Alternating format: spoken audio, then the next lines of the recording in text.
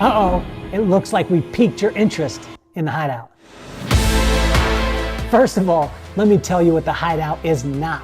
The Hideout is not for hustlers, for grinders, or for people who are looking for a shortcut to what the world calls success. The Hideout is about growing as men, creating lifelong friendships, and having the time of our lives. Are you ready to tap into the endless source that will take you from success to significance? The Hideout is 2.5 days of hiking, biking, and doing the little things that it takes to create lifelong friendships. I find that joy is nothing more than falling in love with your current circumstances and allowing magic to happen. And that's when we see growth in every area of your life. Have you accomplished your goals professionally and financially, and you still thirst for something more? Has success in these areas come at the expense of far more valuable things, like your family, your children, and your relationships? Alignment in business, strategic partnerships, and joint ventures all come from true relationships. The Hideout is designed to get to know people before you'll ever meet them. This is not your typical mastermind. The Hideout is focused on the one thing that will fuel everything: joy. And when joy is overflowing in your life, you'll find growth in your marriage, your relationships, and oh yeah, your business.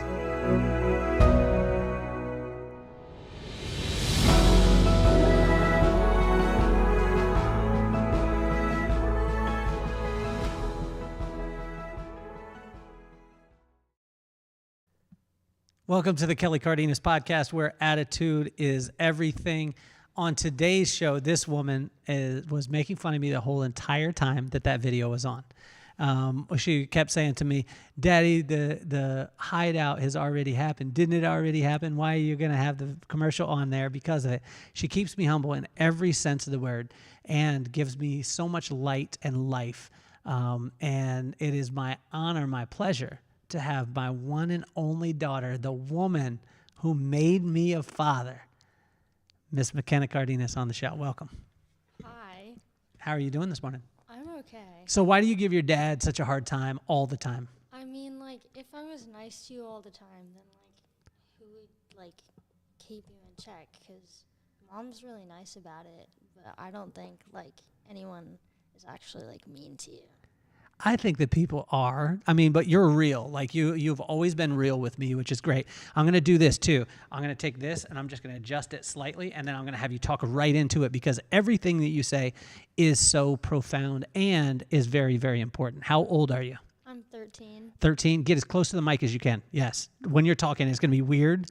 Okay. But that way everyone out there can hear, and make sure that your mouth is like right in it. Got it? Got it? That's nice. Okay, that is nice. So talk to me too. 13 years old, is life easy? I think that, like, as a 13-year-old, I wouldn't say, like, life is super easy, but then, like, in, like, 10 years, I'll be like, oh, I wish I was 13 again. Because, I mean, I think that's what, like, adults tell kids. Where do you get this foresight?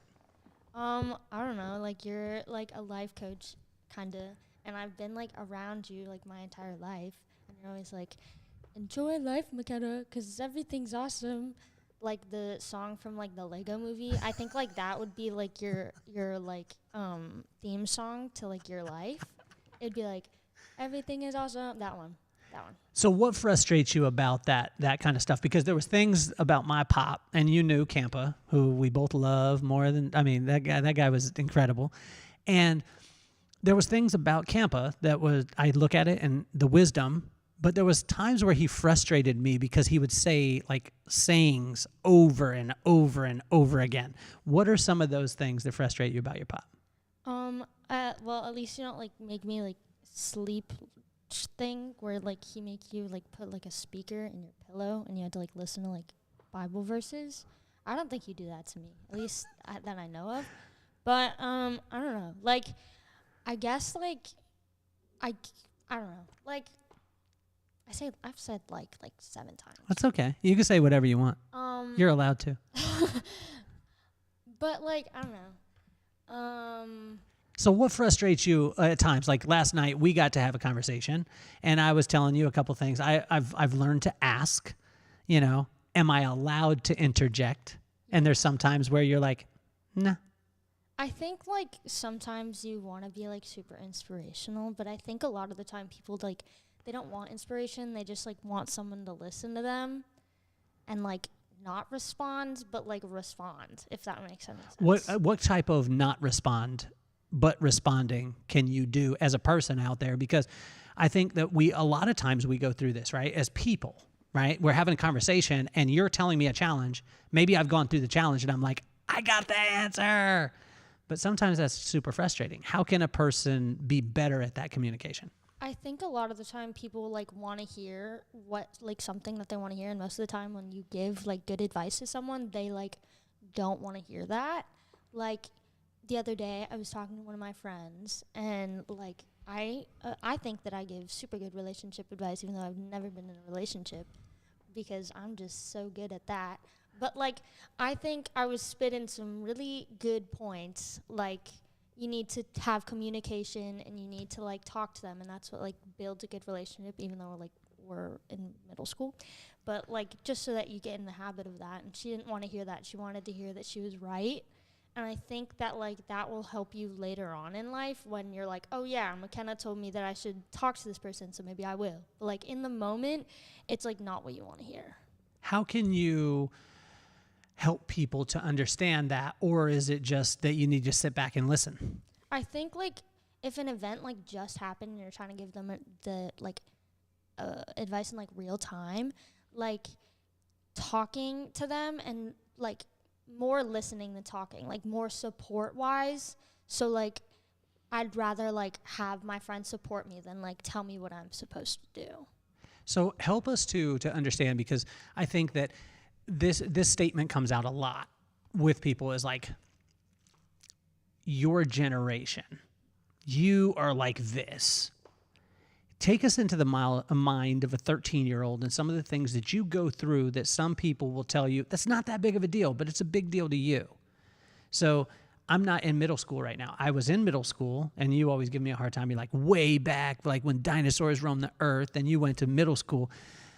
But I was in middle school. I was in 8th grade at a time, but it isn't this time. What are some of the things that you wish that parents knew that you were going through, and it would maybe make it a little easier for us to understand you? I think what I've noticed is like a lot of parents don't like, they kind of, what's the word? Like they don't like really acknowledge like their kids' like mental health. And I've noticed that like a lot, like especially like right after COVID, like a lot of people went through a lot of things and their parents kind of just like brushed it away. Like you don't feel like that. Like you're 12, whatever your age is, like you can't be depressed. Like you can't have these emotions. Like that's not like something you can feel. Like what do you have to be depressed about or whatever? Like, or whatever mental health problem you might have. And I think like I don't know what's like influenced it to be more prominent now in time than it was like 40 years ago, but I feel like I've noticed that a lot, and it really like adults just don't really notice it. So when you talk about, say, like mental health, and you talk about when you were talking about depression and stuff like that, how did you know, or how do you know, if you're out there and you're listening, how do you know if you're going through it? Because really for me, it wasn't something that was talked about. It wasn't like, you know, oh, wow, are you depressed? It was kind of like, you've got a hard situation. You know what? You suck it up and work through it. That's what now I'm not saying that's right, but that's the way a lot of times for us, and for me, that's the way I was raised. So I think a lot of times I go into it like that, whereas you're saying there's a different time, Dad. It's a different time. I'm going through different things. I'm aware of these things. How did you become so self-aware? I think like being self-aware is kind of just being humbled. Like when someone like brings up something, you know, like when I give you a hard time and like in your promo video where you're like hunched over, like I don't think you would have noticed that unless I pointed it out. She was pointing out every single thing out there listening. Every single thing on the video, she was like, you're hunched over. Oh, you're saying this. Oh, and you used to, when you would come on stage with me, you would be moving your hands too and doing that. And that's what Dad does too, right? Yeah, you talk a lot with your hands. Okay. And I thought that was really funny, and I still do. Like, when you, like, get into, like, your speaking kind of thing, like, when you were at Caper, like, you would, like, talk with your hands, and then, like, when you got really excited, you'd, like, start yelling. And you wouldn't know that you were yelling, but you were yelling. And it was really funny. And it's good to be able to have that checker. How, you know, I think that you're probably one of the most self-aware people that I know. Like, you'll have 2 days with your friends, and then there's like, a day where I just need it for myself. what is it called? A Makena day. Okay, explain to us a Makena day and take us through this routine. So, like, if I hang out with my friends for, like, a while, like, I kind of just get sick of them. Like, I get sick of people really easily. Okay. But, like, if I hang out with them for too long, I just need, like, a day for myself where I can, like, go and binge Gilmore Girls and, like, drink my Starbucks and just have my day to myself just because, I don't know, like, sometimes, like, I love my friends, but, like, like, I need a break from them sometimes. What's the hard parts about middle school for you, like right now, and the things that you're going through that, you know, again, I want to know this from your perspective because there's so many parents out there that have a 13-year-old, and everyone told me, oh, when they get 13, it's just going to be bad. This is what I hear. This is what the parents talk about. Like, it's just going to be bad. You're going to lose them from 13 to 18. And sometimes people get mad at me because I was like, I'm not okay with losing my daughter. Like, I'm not okay with losing her. I'm going to stay. I want to stay in contact. I want to stay in her face. And sometimes it frustrates you, right? Yeah. What frustrates you the most in those times when I'm trying to connect with you? I don't know. I think, like, I don't really get frustrated, but I think, like, a lot of the time parents, like, lose, like what you were saying, where they're like, oh, you lose them when you're 13. I think that's just, like, a lack of communication. Like, you try to be in my life, like, all of the time, and I think that's, like, like, it's good because, like, I'll appreciate it in the future because you'll be like, oh, yeah, my dad, like, hung out with me all the time. But, like, now it's like, oh, like I have an e-bike, and I can't ride it by myself yet, but, like, so my dad has to follow me, and, like, I know he likes to, like, hang out with me and whatever, but I know that as, like, a 13-year-old who's in middle school, like, going, like, biking with your dad isn't really, like, cool. How important is being cool in 8th grade? I think it's, like, really important. Like, your social status when you're in 8th grade, like, I know it's not, like, now it matters a lot. It won't matter in, like, time. But, like, it's the present, so you need to, like, focus on what's happening now. So now, like, popularity status, like, I think popularity status for, like, me has been important since, like, 7th grade, I think. Because, like, I don't know, like, I've been friends with everyone, but I've never really been in, like, a popular group of people because, like, people know who I am and I know who they are. And I have, like, a lot of people that I say hi to in the halls, whether, like, they're 6th grade or 7th grade or 8th grade or whatever. Like, I know them and then they know me. So it's, like, I'm known of and people, like, can put a face to me, like, my name, but I don't hang out with, like, the popular people. What do you consider, like, the popular people? I don't know, like, the popular people, like, everyone knows them. They're always in some sort of, like, drama, I guess. Like, I have a lot of popular friends, and they're all really, really nice, but I've noticed, like, people who aren't necessarily popular, like, in the group, like, they just talk about them bad, I guess. And I'm like, oh, like, I know her. Like, she's really nice. Like, I think, like, popular people are, like, kind of misunderstood because, like, in movies they're portrayed as, like, Regina George, when realistically, like, they're, like, most popular people are just really nice. They just, like, people just don't really like them. And I'm like, oh, okay. Why, like, what do you wish that parents knew about being 13 or being 12? What do you wish that they knew right now that would help them to be able to communicate with their kids? I think, like, just listening. Like, if something's going on or you notice something's going on, don't, like, brush it off. You need to, like, acknowledge it and, like, not necessarily, like, ask them, like, what's wrong with you, but, like, be like, is there something going on? And, like, I think you've noticed that where you're like, oh, there's, like, something up. Why is she, like, all mad? And then you'll talk to me about it. And it's like, it makes you feel a lot better to like talk about it with someone who cares than like you like someone being annoyed by it, and then you feel like a disturbance. So what is the thing that you show annoyance at in our relationship that when you walk away, you're like, I don't want that to go away, you know? Because we have a routine when I drive you to school. Now, I ride with you with your e-bike, and we're still going to do this for a while because I like riding with you. And, I mean, it's just one of those things. Like, e-bikes out there are something for everyone out that is listening to the podcast. E-bikes are huge in Southern California, especially in North County. Generally, kids get them anywhere from 11 to 13, and they're like a motorcycle. And a lot of kids at 11 or 13 years old don't know the ways of the road. This is me sounding really old, and but they don't know the traffic laws. They don't know those things, so they just get out on the bike, and it's a freedom, but they're weaving in and out of traffic. They're going in turn lanes. They're doing these things, and I've only got one daughter, and I want to make sure you're good. But when I drop you off from school, it's almost like we have this routine. I'll tell you, you're the greatest, and you'll say, I know. And then I'll say, I love you, and you say, I know.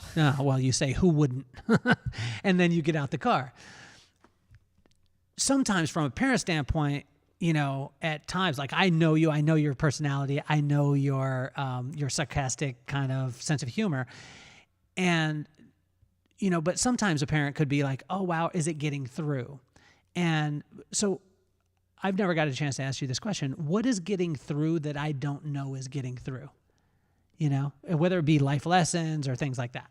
Like not getting through, like I don't understand them, or? Well, what's getting through that I don't realize is getting through, you know? Because sometimes as parents, we're really hard on ourselves.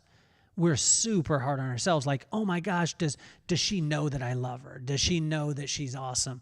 Does it even impact her? Should I keep saying it because it seems like it's a broken record and I don't want to be uncool to her? What are some of those things that are valuable to you that sometimes you just kind of brush off, but it really means something? I mean, like, I guess, I know that you like care about me. Like, sometimes it gets kind of annoying when you're like, oh, we care about you. Because, like, my e-bike, because I'll, like, why can't I go by myself? And you'd be like, oh, well, we care about you. Like, I think that hearing from your parents that, like, you love them, like, they love you and, like, they care about you. And they, like, they don't understand what you're going through, but they'll listen anyway. Like, I think those are, like, really important things that, like, aren't, like, talked about a lot, I guess. Like, how important is it to hear that you're loved every single day? I think that, like, I've seen some people, like, who, like, that their parents, like, don't seem like they care about them, I guess, or, like, they don't know that. And it really affects them, like, when, like, as a person, like, they could be, like, mean to someone, or they can, like, a lot of the time, like, people like that, like, they'll be, like, super mean, and they'll, like, just have, like, this mentality where, like, when they walk in a room, like, you know that they're mad, and they're almost, like, scary. But the other time, like, the other half of the time, like, people are just so nice because they don't want, like, other people feeling the way they do. So, like, they make sure that, like, everyone in their life, like, knows that they love them. How have you been able to have that insight? Like, one of my times when there's a couple, I mean, I brag about you all the time, but two majors. One, we were in the bathroom and we were getting ready for school, and you had told me that a girl was really mean to you. This was in, like, second or third grade or whatever it was. And then I was just, you know, and I told you, I want you to be nice to them, whatever it is. And then you came back the next day. And we were in the bathroom, you're getting ready for school, and you said, Daddy, that girl that I said was being mean to me, I really feel bad for her, and I want to pray for her. And I was like, why? And you said, I found out why she was being mean to me. And I was like, wow, what is it? And you said, because I found out that her parents are getting a divorce. And in, like, second grade, that's insight. That is crazy, like, insight that you shouldn't have. And then another time you were playing softball and one of your team got the ball, I think, hit to them, and it kind of hit them and it bounced off, and then they didn't make the play. And you were pitching, and the little girl that got hit with the ball didn't make the play, and I could see that she felt bad, but she was kind of hurt too, and she started to cry. And you were just about to do the wind-up, and you stopped the wind-up, set the ball down, and walked over and just gave her a hug. And all the parents out there are thinking, I want my kid to hit a home run. And I was like, that's the grand slam for me. My daughter walking over and being able to do that. Where do you think this insight and that kindness in your heart came from? I don't know. I've kind of, like, when I talk about being nice, I feel, like, really bad. Because I almost feel like I'm bragging about myself. But, like, when I feel like I've had this, like what would you call it? Like, empathy towards people. And, like, I can't, like, I don't know exactly what they're going through, but, like, I'll try and understand to the point where, like, if they want to talk to me about it, then I'll be like, oh, yeah, like, I get that, I guess. Or, like, I, like, always want to be, like, that friend that, like, they can come and talk to about, like, an issue about, like, whatever. Because, I don't know, like, when I was, like, younger, I guess I didn't really have, like, a friend that I could, like, talk to about it. Like, I didn't have any, like, issues, like, my parents getting in a divorce or anything, but I just, like, I didn't really have anyone to, like, necessarily, like, talk to about, like, major issues. So I'd be like, okay, I need to be that friend for someone else. Where did that come from? I mean, because I think a lot of times parents are like, I need to build my kid into the kid that I want him to be. And it's like most of the things that I find, and when we talk, most of the things that I want to impart or I want to do the example, you're just watching. It's not like from a sit down at the table. You've never come to me and been like, Dad, we sat down at the table that one time and you told me this thing and then that changed my life. It never has been that way.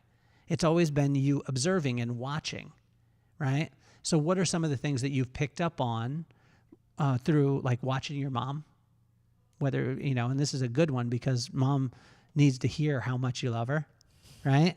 And so what do you see in your mama that has helped you to be able to have that empathy, to be able to have that, connection point with people and that kindness in your heart? I guess, like, for, like, both my parents, but, like, specifically my mom, like, she's never really, like, cared, like, what you look like or who you are or where you come from. She will, like, always be there for you, and she'll always, like, she'll make sure that you, like, feel good and that you're okay. Where have you seen this? Where have you seen it specifically? Like, because that would be more of a generalization. When have you seen, like, I saw this happen with my mom and she did X and it really hit me? I don't really know. Like, I feel like there's so many instances where she's just done, like, little things and it, like, builds up to make, like, whoa, like, my mom's a good person. And I think... What's one of those things with you? What's one of the things that maybe you don't celebrate your mom about, but is a little thing that just meant a lot to you and it built and it grew from that point? Mom, like, makes dinner a lot and I like food. So, like, when she comes back, she'll go to work at, like, 6 a.m. before I get to school. And then I'll come back and she'll be, like, she'll work till, like, 6:30, 7 o'clock. And she'll just come home and she'll make us dinner. And, like, we'll all be, like, mad. And, like, we didn't do anything that day. Like, she'll be like, McKenna, can you walk the dog? And I was like, no, like, I don't want to. Or, like, Maddox, can you do the dishes or whatever? And everyone's like, no, like, we don't want to do that. But she just goes ahead and does it anyway because, like, she just, like, I don't know how to describe it.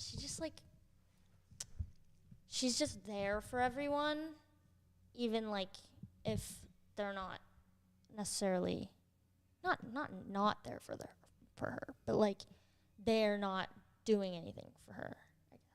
Yeah. And she doesn't, like, expect anything in return. Like, if she made dinner one night, then she won't be like, oh, I made dinner last night. Like, go and make dinner now. Like, she just does it because she cares and she wants us to eat. If you were talking to the parents, or even just talking to me about what are some of the things that a parent can do to be able to create more of a connection with their 13-year-old daughter? I guess just like talking to them communication wise.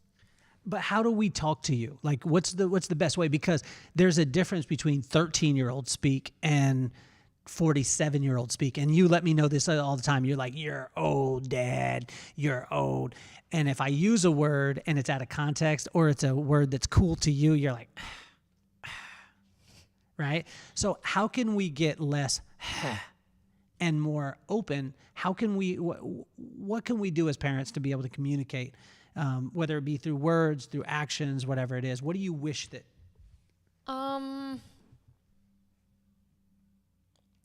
I haven't really thought about that. I guess, as I was saying before, like, communication, like, always talking to them, like, even if it's something small, like, what'd you do at school today? And then, like, I'll run through all my periods and what I did in each day. And even something small like that, and, like, being like, oh, like, that's cool. like, just knowing that, like, someone cares, and, like, that grows more trust, and then they'll be more open with you. And I think being more open grows a better, like, relationship. What causes you to shut down? So in that scenario, right? Hey, how was your day? What is something that one of my friends, her name is Terry, she used to say, ruined it, meaning that, you know, if her husband came home and he was like, how was your day? And then she started spouting it off. She started telling all the stuff, and he was on his phone. She was like, ruined it, like this moment. What is that ruined it that a lot of parents don't realize that they're ruining it by doing these little tiny things? I guess, like, when you're talking about something and then they, like, change the subject, or, like they're on their phone, or they're, like they're not willing to listen. Like, how do you know that someone is listening? Even if it's, like, subconscious, I guess. Like, if I'm talking to you and you, like, check your phone, even for, like, a quick second, like, it makes me feel like you're bored. Like, you don't want to listen. Like, this isn't important to me, so, like, why should I care? So how important is it for you to find, this is a thing that I want to transition into, because, you know, sports, you went and did it, and you had some fun, but you never really jumped up and down about it. You fought us a lot to go to practice at times. You did want to play flag football, and you had some fun. There was some challenges because sometimes you wouldn't have enough people to be able to play. But it seems like you found your thing with drama, like acting, you know, writing, you want to produce, you want to do these things. How important is it to find your thing? I think, like, I've played soccer, and I did softball for a while. And I think, like, I never really cared about the sport, whether I was good at it or not. And I just wanted to, like, make friends, and I wanted to, like, have friends, I guess. And, like, I guess as I got older, it became more and more competitive, and people, like, cared if we won, or, like I cared if we won because I didn't want us to lose. But, like, they only cared about winning, and they were at, like, they had their extra practices, and they're, like, they were going to play in college, and, like, there's nothing wrong with that. Like, I just didn't care enough to the point where, like, we couldn't connect anymore because that was their entire life, and I wanted something, like, different. And, like, it's always good to have, like, eclectic friends where you don't always like the same thing. But, like, when you're in something that, like, everyone likes, then it's, like, you almost feel, like, left out. So in 6th grade, I did wheel as my elective, and that was computer science, drama, art, I think. And I did 3. I think there was, like, 7. But so first grading period, so there's 3 grading periods, and I had first grading period, I had art, and I didn't really like that. But plus it was all online. Second grading period, I had computer science, which I don't like that. And third grading period, I had drama. And that was the time that, like, we went back into schools wearing masks. And I met my drama teacher, Miss Shuck. And, well, not anymore. She teaches at Carlsbad now. But, like, she was online at the time, so she would be on Zoom and we'd all be in the classroom. And even, like, she was kind of like my influence to do drama, because, like, we'd do all these things, whether they were, like, we do, like, what did we do? We did Alice in Wonderland. We did, like a small, like, excerpt of Alice in Wonderland. And she made sure that every single person in that class, like, knew that, like, they were important and gave them criticism, but, like, not in, like, a mean way, more in, like, a, here's how you can improve, take that how you want to. And I think, like, that influence, like, I don't think, if it was a different teacher, I don't know if I would have done drama in 7th grade. So, but, like, in 7th grade, it became, like, a bigger deal to me, and I knew it, like, I noticed, like, this is my thing. Like, I like the people I'm around. I love the teacher. Like, I think I could do this, like, long term. And I think, like, I noticed how, like, the softball girls felt as they became more competitive, where, like, this was their thing, and they wanted to do that all the time. So when you get into it, what do you want to do? Do you want to act first? Do you want to direct first? Do you want to write first? What do you want to do? You know, I don't really know. I think, like, I'd want to act first so that I know, like, I've been around people who've been doing it for much longer than I have. Yeah. And, like, I don't know. I've always had, like, a connection with drama and English, because those have always been, like, my best grades, and, like, social studies, but I don't want to be, like, a social studies teacher. But, like, I've always liked English, and I've always loved writing. Like, when I was, like, tiny, I used to, like, make up random stories about the automatic house, and, like... It was automatic. Oh, the automatic house. And, like, I always had, like, this big imagination, and I was always, like, writing stories, and that was, like, my favorite thing to do in, like, when I was younger. And now, like, that I was in middle school and we were getting better at writing and we were expanding our writing, I was like, okay, this might be my thing. And, like, I think as I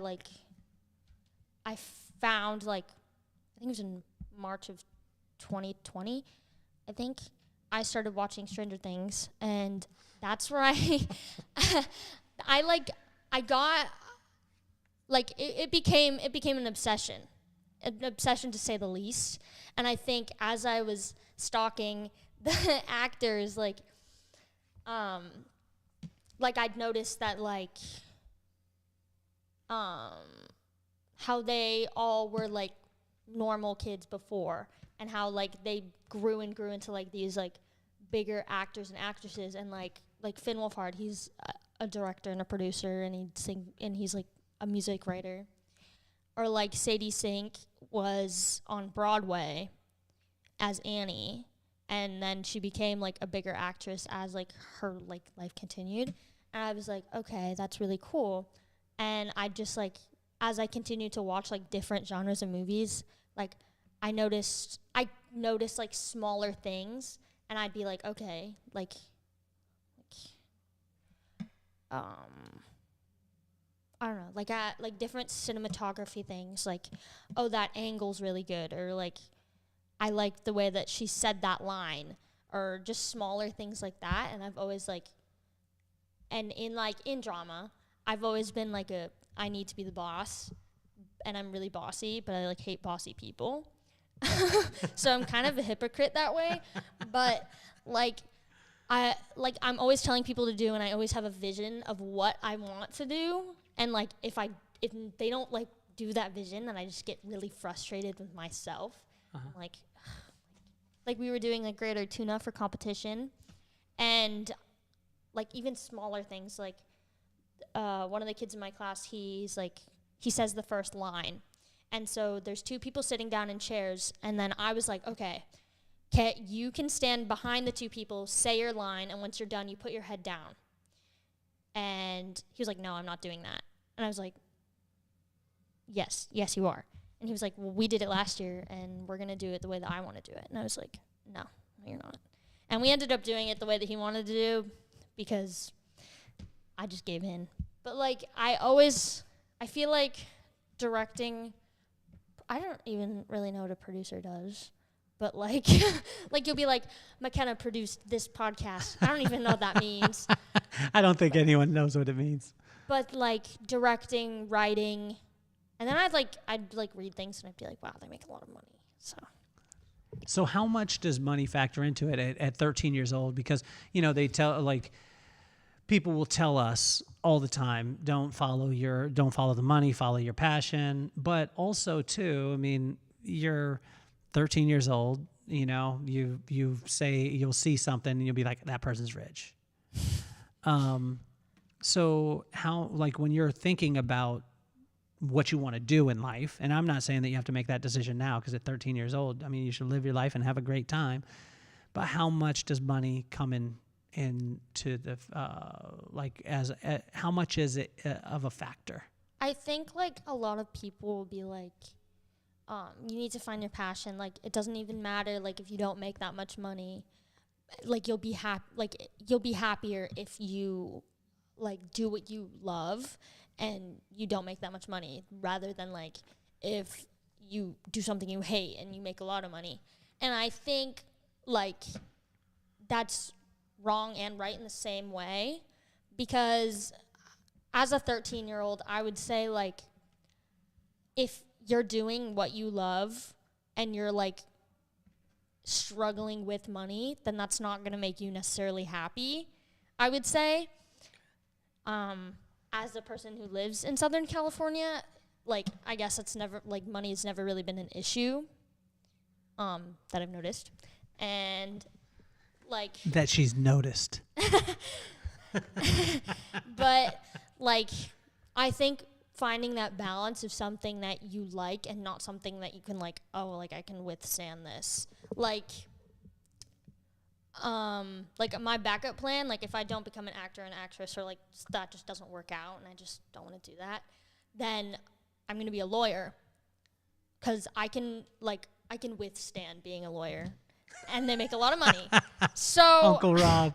Yeah, I can just be Cardenas Law Group. Yes.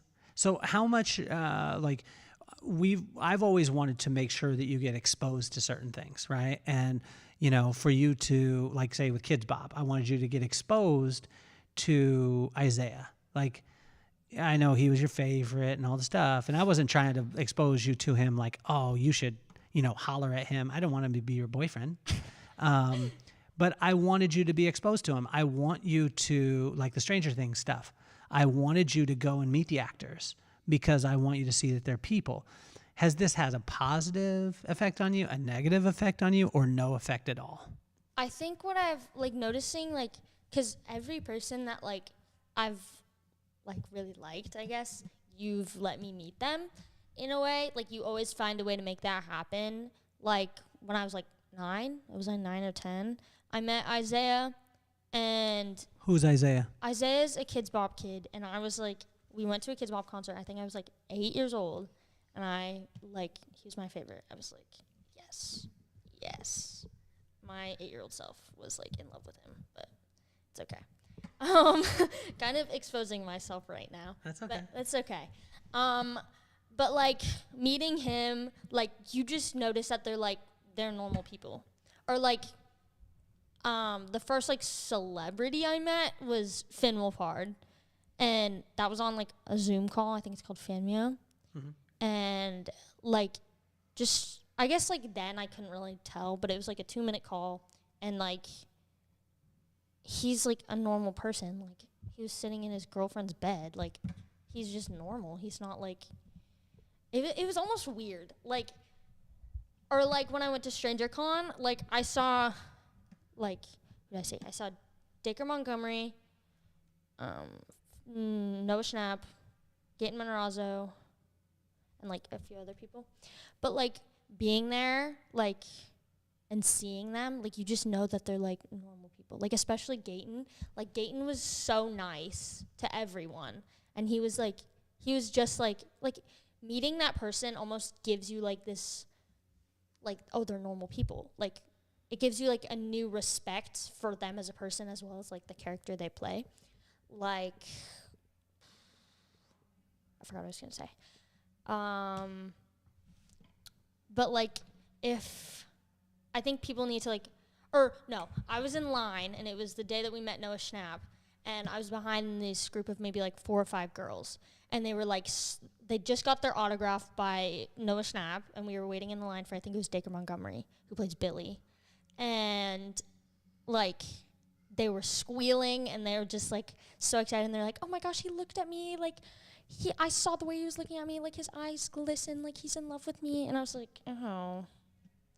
I'm not, like, it's almost that they, like, don't realize that they're normal people, and I feel like knowing that, it's made it easier, I guess, like, not easier, but, like, it's made me, like, understand that, like, no matter, like, if you're super famous, you're just a normal person, and they're just like you, and, like, yeah, like, I've never really understood why, like, people will, like, how do I say it? Like, they've just, like, I guess I had, like, an obsession, but I think, like, I was obsessed with the character. I wasn't really, like, the actor, because I knew that the actor was a normal person, and that, like seeing Noah Schnapp, like, Noah Schnapp's in college now, and he's just a normal person. And, like, people were, like, freaking out, and they're like, oh my gosh, he's going to parties and he's drinking. And I was like, he's in college. Like, I think most every college student is doing that, and you wouldn't have done it. You wouldn't have said something like that over, like, a normal, like, teenager. So let's go into that part, which is you're at 13 years old, you're in 8th grade. We talk about it, and I want to be open with you because I know that drugs and alcohol is going to start to come around. It's probably, it's already happening in 8th grade right now, and I mean, it's not like we're shouting people out or whatever it is, but it's happening. How can I, as a father, like, I would prefer that you didn't struggle with those things, right? They're readily available. Drugs are readily available. If you wanted them, you could get them. Some of your friends, as you move forward, are going to do them. And what can I do as a father to be able to, I don't know. I know that I can't stop it, but how could I maybe soften the blow so, you don't go down that road? I think, like, there's nothing necessarily that, like, you can do. I think a lot of the time when people are, like, struggling, like, they turn to, like, drugs and alcohol, or, like, they think it's cool. And, like, drinking alcohol isn't, like, it won't make you feel better. And, like, doing drugs, like, it doesn't make you feel any better. And, like, I guess, like, I know my self-worth, and I know that I don't need those things to make me feel good and make me feel better about myself. And I think that's really important. What about with the boys, right? And this is something that you're going to get a little blushing and stuff like that, and talking with your dad about boys, but probably a dad's largest fear. I mean, well, there's 2 of them. Number 1 is alcohol and drugs, right? Going down that road. And if your daughter or your son is struggling, I'm not judging it. I'm just saying, like, the communication is massive, but it's a fear. And the second fear is the opposite sex, right? As you're a 13-year-old girl, you don't look like a 13-year-old girl. As you guys can see, you look like a woman. You are a woman. And the other fear is that you just hang out with knucklehead boys that don't treat you well. But there's the flip side of it, that a dad becomes so protective that he won't allow his daughter to talk to anybody. And then she goes after the boys that he said not to, just to make sure that she shows him that she can. You help me with the first fear a little bit. We'll go more into that one. What about the second fear of you dating knucklehead boys that aren't going to treat you well? I think, like, I think it's a psychology thing. Like, I'll use, like, an example. Like, if I'm gonna go do the dishes and then you're like, oh, McKenna, can you go do the dishes? I'm not going to want to do it anymore because you asked me to. And like, Hold on. So I can't ask you to do the dishes. No, like, it just like ruins it for me. Like, I wanted to do it by myself, and like now I don't want to do it anymore. Okay, all right. But okay, like, continue if on. you're like if you hang out with a boy and then your dad's like, I don't like him, he's annoying, or like he's a knucklehead, like I hate him, or I don't hate him, but like he's just not good for you, then you're gonna be like, oh, I'm probably gonna go still hang out with him, you know? And I think you need to, I think people my age, or like teenagers, I guess, they need to like notice what's like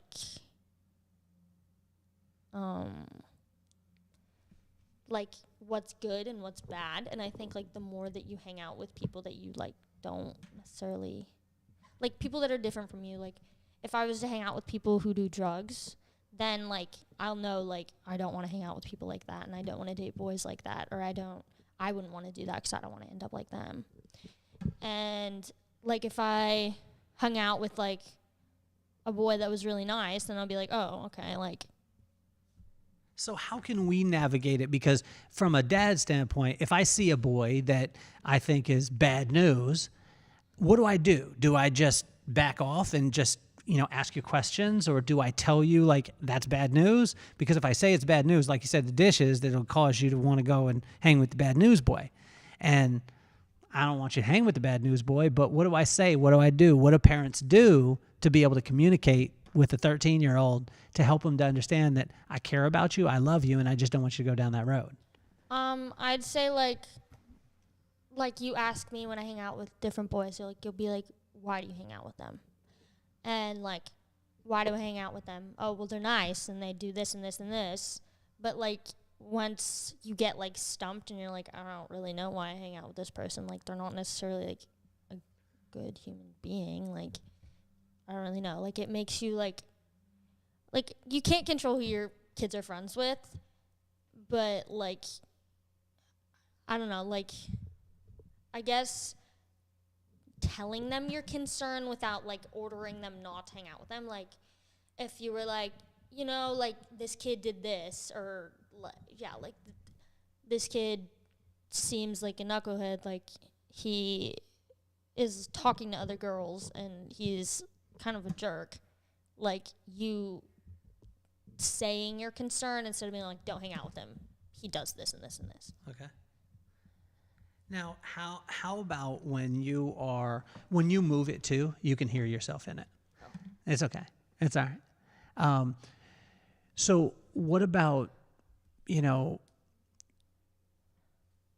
how do you know when something's wrong for you then? Because parents watch it a lot of times and they're like, oh, they started hanging out with these people. They didn't realize it. And before they knew it, they were into drugs. They were into alcohol. They were into the wrong crowd.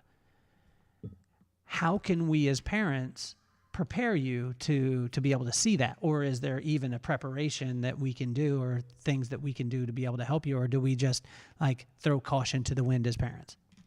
I think like knowing that you can't control what your kids do, I guess coming from a kid is kind of biased, but like knowing that you can't like control that, and that like that's their decision. And I think like if they're keeping it a secret from you, like obviously something happened, and like I was saying before, like you need to like talk to them. Like, so what would be the easiest way to open up that communication today? Like right now, actionable items for a parent. Your kid gets home from school today.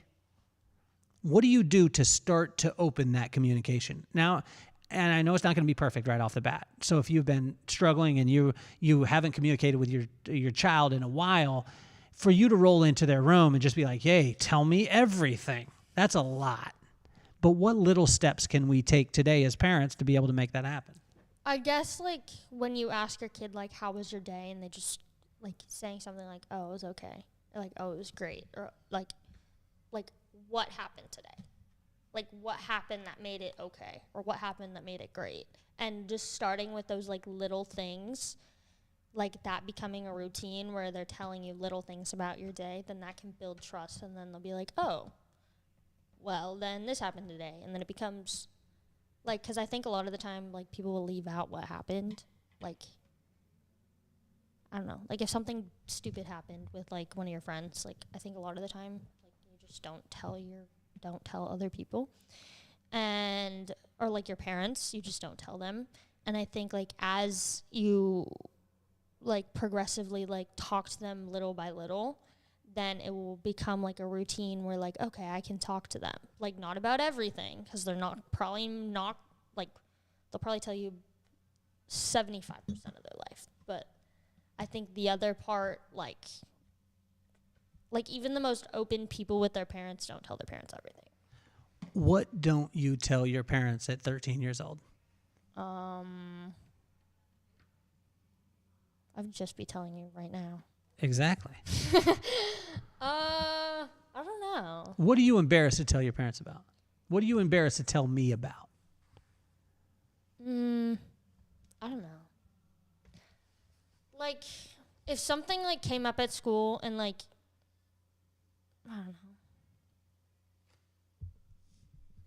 I don't know. What about, and we'll get this out of you. Don't worry. I'm going to pull it out of you. Let's go back in time. Let's go back to the pandemic time. It was like 2020, 2021. What did kids at your age, because you were in fifth grade, halfway through your fifth grade year, you went there, and then into sixth grade and almost into seventh grade. Like there was a lot that, there was transitions. What did kids experience at that time that adults didn't realize? I think it was a lot of, like, noticing, like, yourself. Like, in that time, like, you have a lot of time to yourself and you're alone a lot, and you're with, like, you're with your parents and you're with your family. And, like, you just have a lot of this time to yourself where you're just kind of, like, in your thoughts. And I think, like, it can either be a good thing where you're like, oh, I'm super self-aware now, or it can be, like, a bad thing, like, or not necessarily a bad thing, but, like, I don't know, like, you, like, I don't even know. What about the, let's talk about this, because I think a lot of times people don't understand. So I'm going to give you some terms, and then I want you to explain them to me. Okay. But I want you to explain them to me so I can understand. So talk to me in my language, because there's terms that we don't understand. A furry. A furry? We hear this all the time. A furry. This person's a furry. I don't know what that is as a parent. Are you, like, whenever you ask, like, what something means, like, what like, you heard Maddox say, like, cap, and you're like, what does that stand for? Yeah. Like, I think a lot of the time, like, it doesn't, like, it doesn't stand for anything. Like, people just, like, don't really think of that. Like, no one really knows. At your age, like, you're a not. furry is someone who, like, identifies as an animal, and they'll, like, dress up as an animal, and they, like, think they are an animal. Like, really think they're an animal, like bark at you and not talk in regular words? Or is this a funny thing of, like, that person's a furry? Or do they actually think they're both. a dog? It's both. Because it's, like, it's sparked from people who were furries, and then, like, so people who would, like, dress up like an animal, and, like, they'd, like, think they were a dog, and then, or some sort of animal. And then, like, something would happen at school, and you'd be like, oh my gosh, you're such a furry. Okay, so it's more of It's more of, like, a insult. It's like an insult. Okay, so help me with, like, we've talked about this, the compare and contrast. You talked about Stranger Things. The drama has really turned the light on for you. It seems like you want to go. Like, you got practice. You got practice for Beauty and the Beast. We're raising money right now for your spring musical. We don't know what it is yet. Mrs. Anderson, you better tell us what it is. We get to find out this month, is Okay, what she said. Good. So, contrast with Stranger Things, season 1, season 2, season 3, season 4. Favorites, comments? What you got? Okay.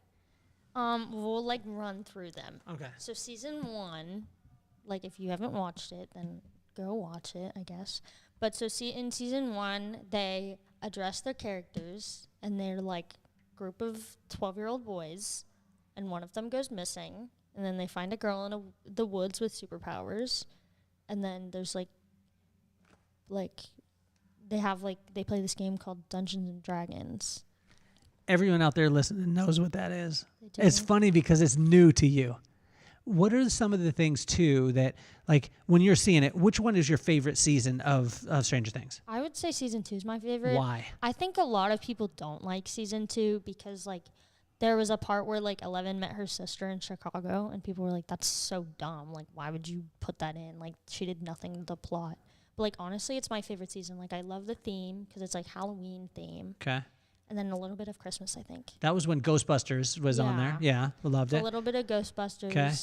And it was like, I don't know, like they introduced newer characters.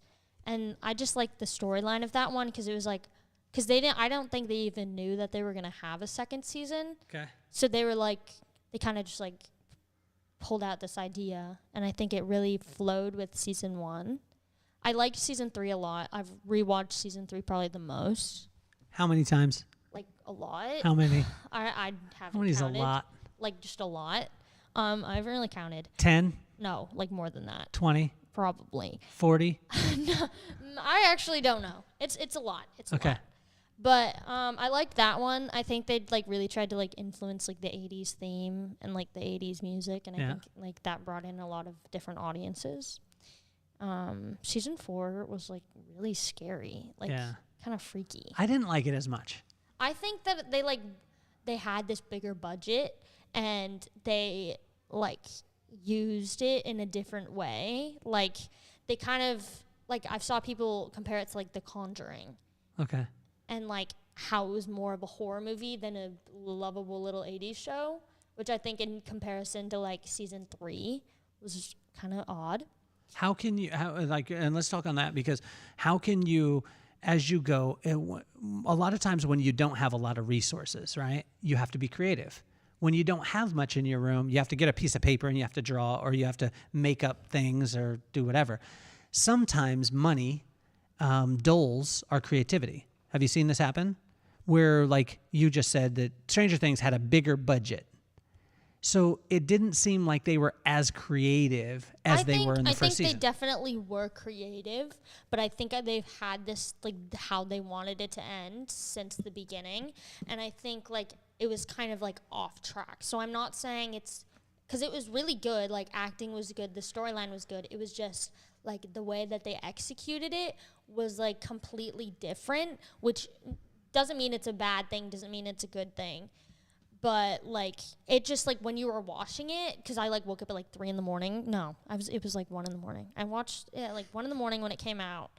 And, like, it just didn't feel like Stranger Things. It felt like a horror movie. And I think, like, I don't know. Like,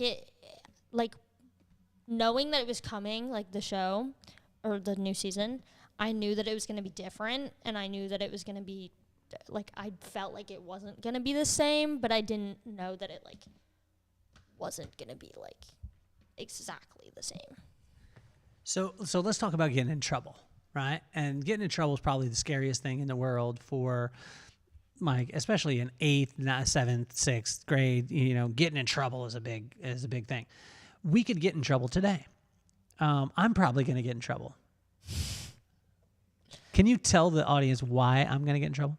I didn't want to go to school today, so instead of going to school, I'm here. Okay, and so I'm probably going to get in trouble. I noticed a difference in your light last night when we were talking, and you were really, really down, and then you were saying, like, hey, can I take a day? And I said, I'm all right with that. And there was something that changed. What changed? Like, what do you mean? I could see a difference in you.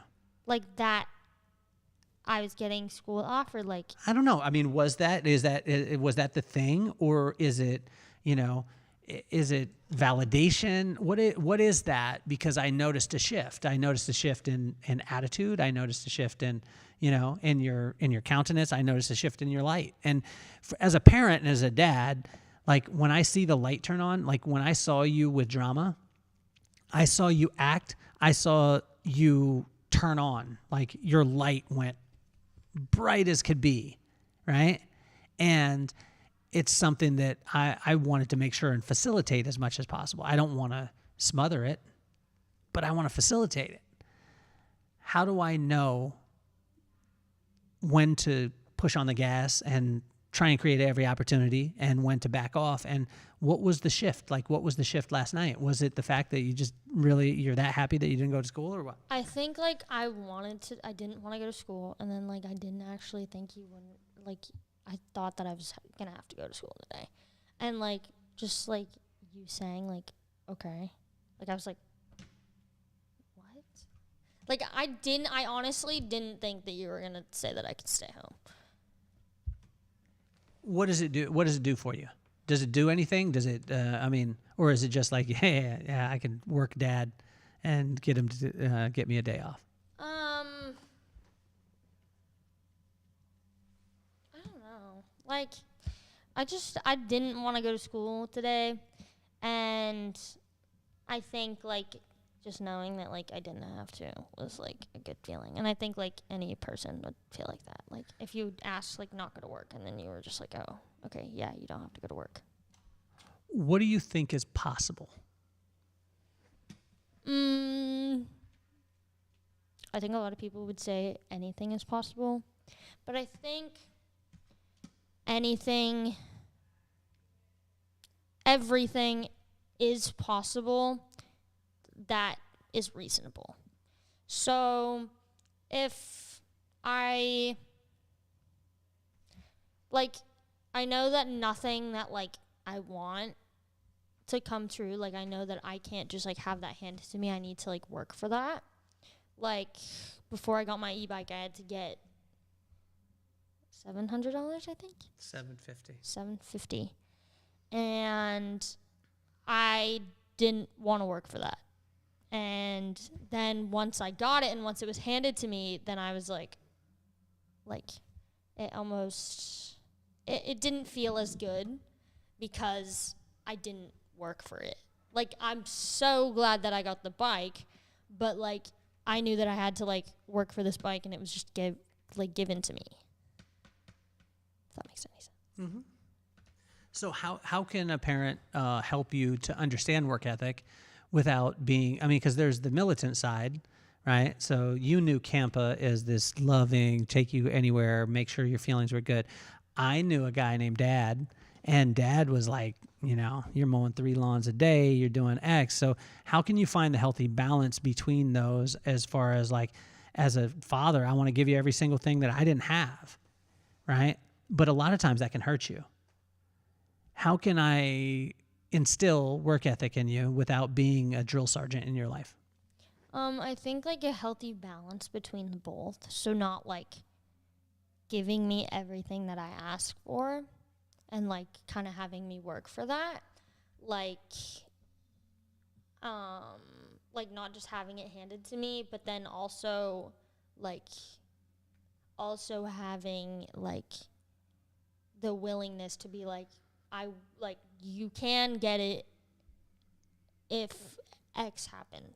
So, like, if, like, Mom was like, do the dishes and I'll give you $5. Then, like, I'll do the dishes for the $5 and then $5 more to get to my $750. How has it impacted you, if any way? How has it impacted you that your parents don't have traditional work? I think I've, like, known that for, like, a really long time, that, like, my parents' job wasn't like everyone else's parents' 9-to-5, like, office job. And I think I, like, really took that for granted, because I think, like, a lot of people would be like, wow, like, your parents are hairstylists, like, that's so cool. Like, I literally had this one girl that I have never talked to ever come up to me, and she was like, oh, I heard your parents are hairstylists. Like, that's so cool. And I was like, yeah. Like, I guess I never really, like, thought it was super cool because it was just so normalized. And, like, I think, I guess it never negatively impacted me at all. But, like, I guess, like, positive, on, like, the positive side, I got a lot of free haircuts. What do you wish, like, your grandparents, like, talk to your grandparents. So you got grandpa and grandma, you got Nanny and Grandpa Lika. What would you say to them? What are some of the things that they've been able to give you that, I mean, I'm not talking about material stuff, but, you know, lessons and things like that you picked up on that maybe they don't even realize that they were able to impact you? I think I got my humor from Grandpa because I vividly remember this. I think it was like 8. It was like all my cousins from my mom's side were over at his house, and everyone else, like all the parents, were going hiking, and he like doesn't, like, if he doesn't want to do something, he just doesn't do it. So like, I was like, there was these creamsicle popsicles in the freezer, and we were like, okay, someone has to go ask Grandpa because he was like mowing the lawn or something. And like, I've told this story so many times, but like the 2 oldest, which was Devin and Braylon, they went over to my grandpa in the garage and was like, can we have the creamsicle popsicles in the freezer? And he was like, I don't care, as long as you don't, I'm just here to make sure you don't fall in the canal. And like, I think like that, like, sarcastic humor has like stuck with me for like a lot of my life.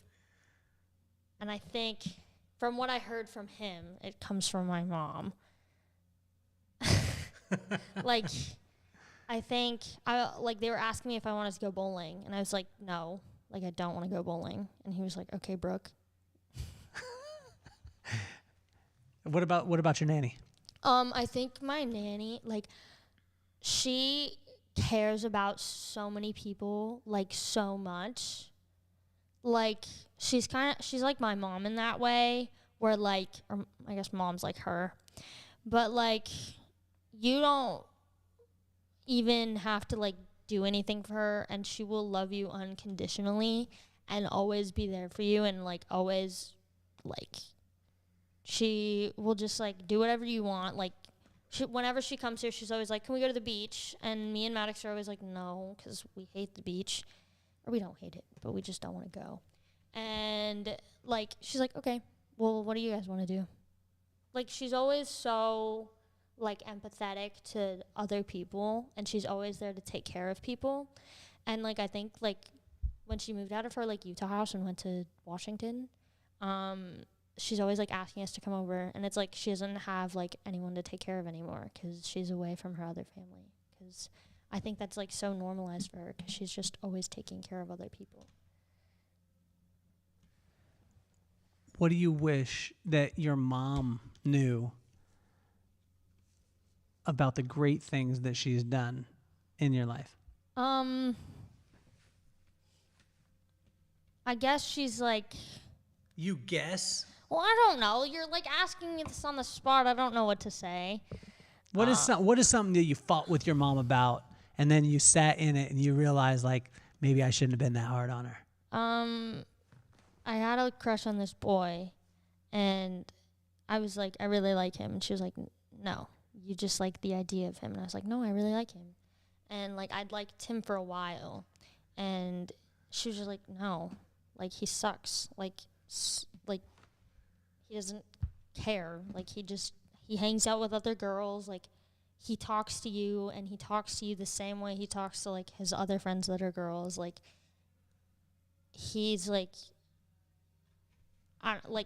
she was just, like, explaining to me how, like, he just, not that he wasn't a good person, just, like, that he wouldn't have been a good person for me.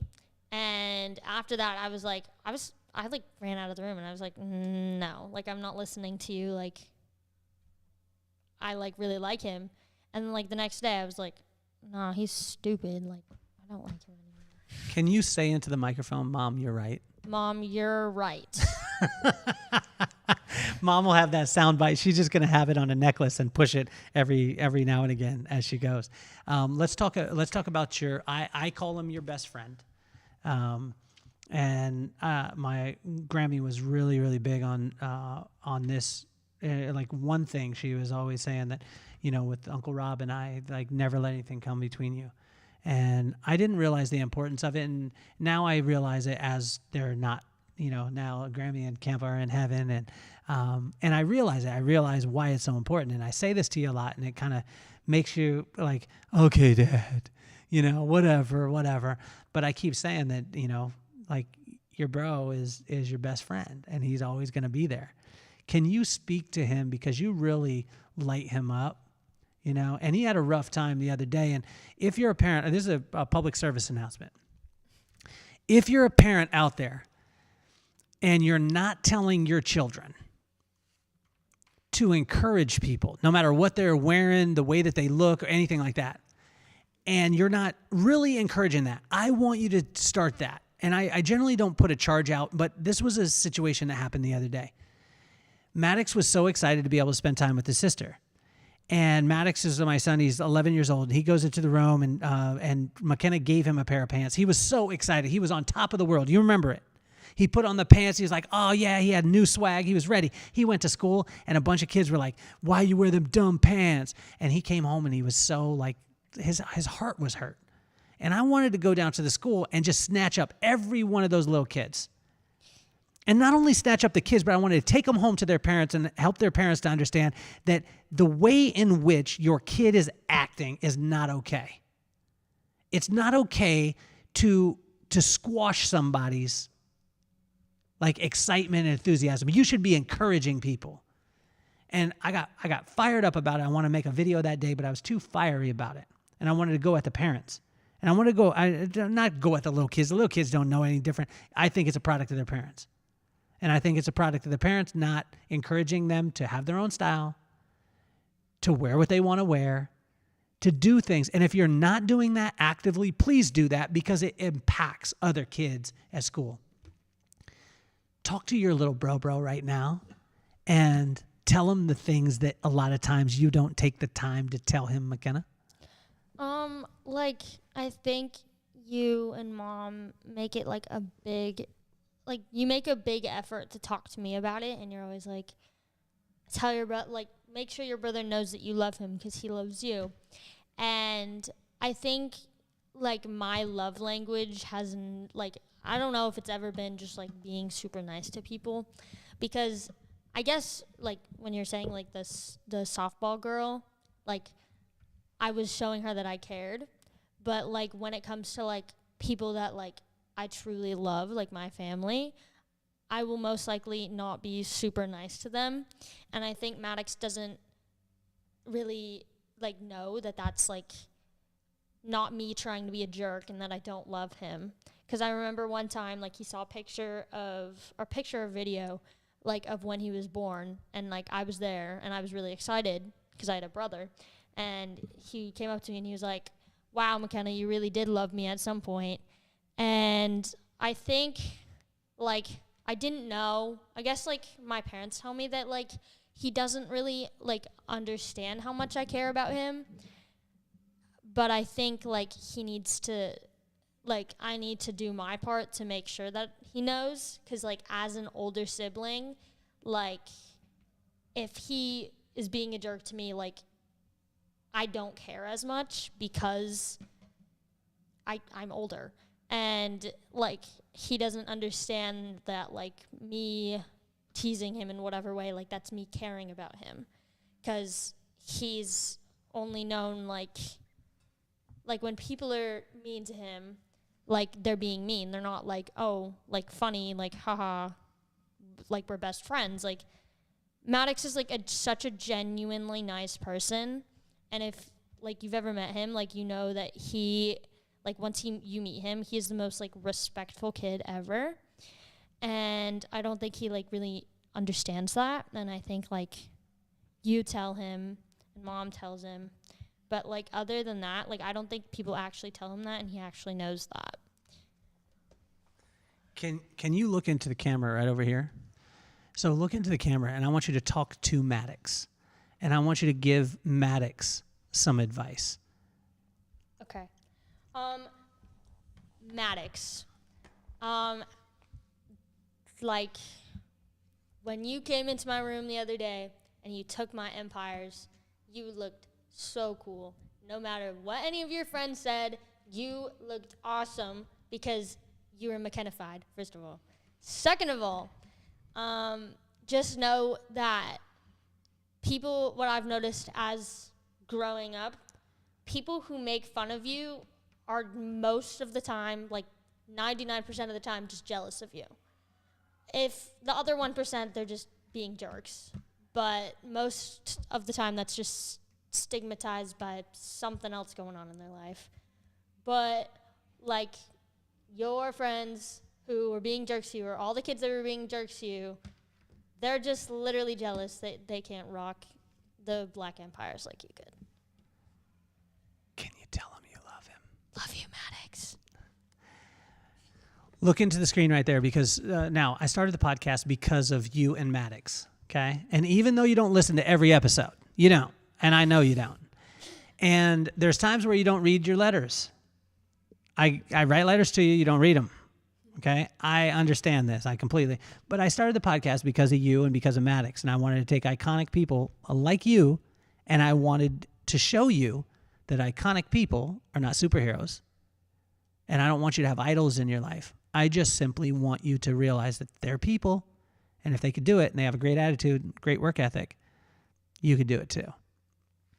So I'm going to ask you to give advice to myself and Mom, because everyone gives advice to you. Even though there's episodes out there, how many episodes have you not listened to out of 217? 217. Okay. That means that she needs to start listening to the podcast, because there's so many iconic people that are giving you advice by name. But I want you to give Mom and I advice by name from Makena. Like by Mom and Dad? Yeah, you say, no, don't say my first. Yeah, I ain't down. You know how Campa would do it. Campa ain't playing. I ain't playing with the first name. And if you're out there and you're a parent and you're letting some kids call you by the first name, I mean, seriously, you need to get smacked upside your head. Like, you do not, like, I don't think you address adults as, and I'm down, like, I know this is weird at times with your friends, but ain't nobody calling me by my first name. They're calling me Mr. C, Mr. Kelly, Mr. whatever. Right? That's what the way it is. I think it's a respect thing, and I think that it starts there. But if you are a parent, honestly, before your kid comes to my house, you better tell them that's Mr. C or that's Mr. Cardenas. I ain't going for this call me by my first name stuff. Nobody. I don't care. Like, and even with your cousins, I stop every one of your cousins, and I'm like, my name is Uncle Kelly. My name isn't just Kelly, right? So that's my public service announcement. That's the old school get off my lawn moment for all of you out there. But honestly, teach your kids. It's a respect thing. Go ahead. Give advice to Mom and Dad. Like at Crumble Cookie, when one of my friends put in the order for Keep It Cool, Mr. Cardenas. And, like, the lady said it once, and it was, like, this 16-year-old teen girl. And she was just like, Keep It Cool, Mr. Cardenas. And you, like, made her repeat it, like, just louder, and it was really funny. But Mom and Dad, I think that you should appreciate us while we're younger, because when I get to drive, I'll probably not be around as much. I think you should, like, acknowledge that I love my brother, because I do. And I also think that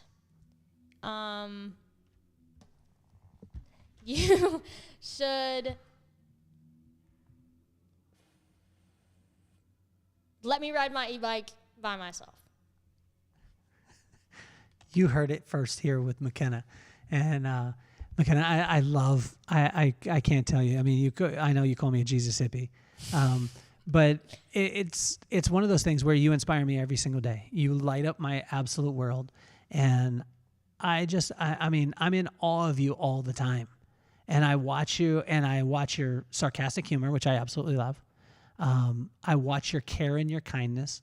I do watch you at times try and cover that care and kindness, and you try and act like, oh, I've got this hard outer shell, but it don't fool nobody. Your heart is absolutely phenomenal. The talent level that you have, and what we talked about before, that when you add hard work to talent, like no one could touch you.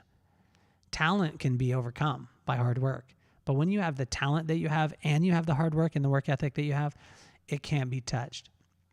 I am going to ask you to get your grades up because you need to get your grades up. Okay. And that's not because I think that, if you get an A, then I'll love you more. It's not that.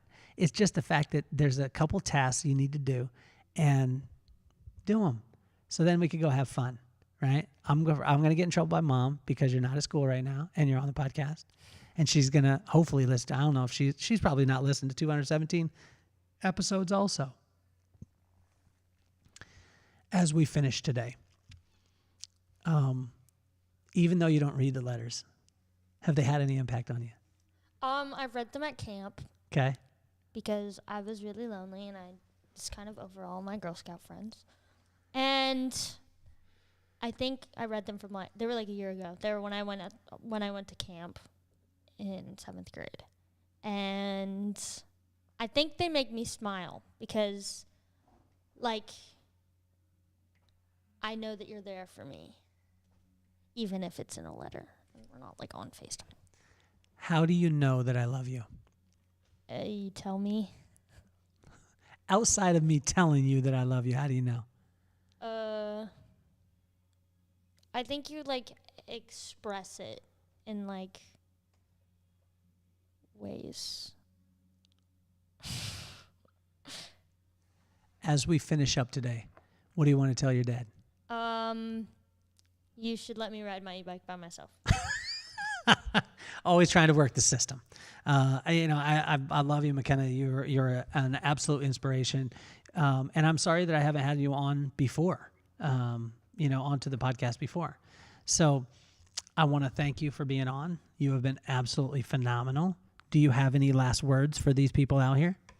Donate to the AOMS drama department so we can have a musical and not blackout instead. Why is it so important? Why is it so important for people to support the performing arts? I think people take performing arts for granted. Whether it's band, orchestra, drama, whatever it is, and every time you go and watch Netflix, all those people have most likely been in a theater department at some point in their lives.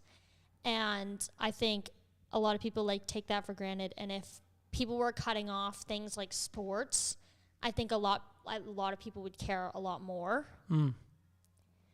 If they cut PE, then it would become an issue and more people would be talking about it and more people would care about it. But since you're not in drama, then it just seems why would I care? For whatever. But I think a lot of people use theater to express themselves in a way that they can't do in their normal life. And they can take that character and become that character in a way where they can relieve their problems and their stresses and everything that's going on around them and just be that person. Makena, you've been absolutely phenomenal. I love you more than anything in the world. And you'll always ask me, am I the favorite? Am I the favorite? Am I the favorite? You're my favorite daughter of all time. And I love you more than you'll ever know. Your light shines so bright, and you're not going to ride your e-bike by yourself for a while. And you're officially off the hot seat.